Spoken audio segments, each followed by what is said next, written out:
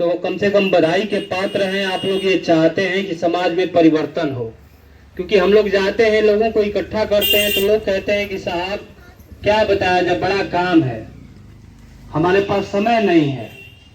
तो काम तो भाई सबके पास है, हम लोग के पास भी है, हम लोग भी पढ़े लिखे हैं, चाहते तो नौकरी करते, क्या जरूरत है यहाँ आने हमको। लेकिन हम लोग आए इसलिए हैं और आकर के समझा इसलिए रहे हैं कि आज हमारी स्थिति ऐसी कैसे हो गई। और मैं कुछ कहूं उससे पहले हम लोग के बीच में पीस पार्टी के राष्ट्रीय अध्यक्ष, एक बार इनका स्वागत कर दीजिए। ये मीटिंग हम लोग क्यों किए हैं? एक दिन हम लोग फिर आए थे। आप बताइए कि 6,743 जातियां हम हिंदुओं में हैं और सारी जाति के लोग एक साथ आजाद हुए, कोई आगे पीछे तो आजाद नहीं हुआ है ना। तो आप हमको बताइए कि जब सारी जाति के लोग एक साथ आजाद हुए तो इस देश में कौन सा सिस्टम आ गया कि कुछ जाति जमीन वाली हो गई, नौकरी वाली हो गई, पैसे वाली हो गई, हम लोग भिखमंगा हो गए। अगर इस देश में आजाद सभी लोग एक साथ हुए तो सबको पैसे वाला हो जाना चाहिए, तो सबको भिखमंगा हो जाना चाहिए। लेकिन हम लोग भिखमंगा इसलिए हो गए कि हमारे देश में एक व्यवस्था लाई गई। जब इस देश में संविधान लागू किया गया, बाबा भीमराव अंबेडकर ने संविधान लागू किया, तो उन्होंने संविधान में ये प्रावधान दिया, वोट देने का अधिकार उन्होंने दिया। कहा कि पहले मत के पेटी से जो राजा बनता था, जो रानी के पेट से जो पैदा होता था, वो राजा बनता था।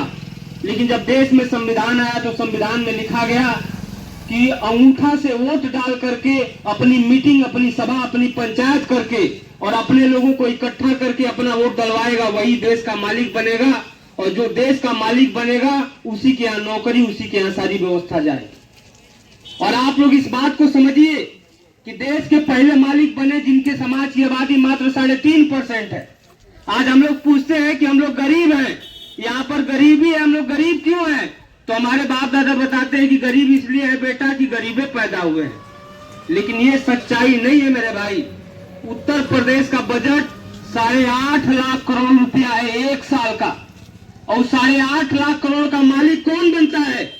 जिसको हम लोग वोट दे करके जिता करके भेजते हैं।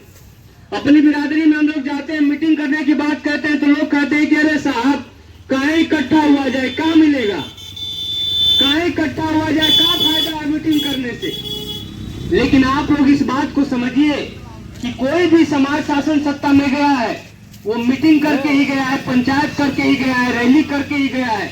वो समाज ऐसे कोई भी समाज अपना सपने में नहीं चला गया। तो आप लोग इस बात को समझिए। कहना चाहते हैं कि आप लोग इस चीज को समझिए कि वोट डालने से सरकार बनती है, वोट डालने से सरकार बनती है। तो हम लोग आप लोगों से यही समझाने आए हैं कि अगर 3.5% की आबादी में रहने वाले लोग, अगर 3.5% की आबादी में रहने वाले लोग अपने लोगों को इकट्ठा करके, समझा करके, अपने वोट को इकट्ठा करके मुख्यमंत्री, प्रधानमंत्री बन सकते हैं, तो 18% की आबादी खाली निषाद समाज की है। हम लोग उनसे 6 गुना ज्यादा हैं।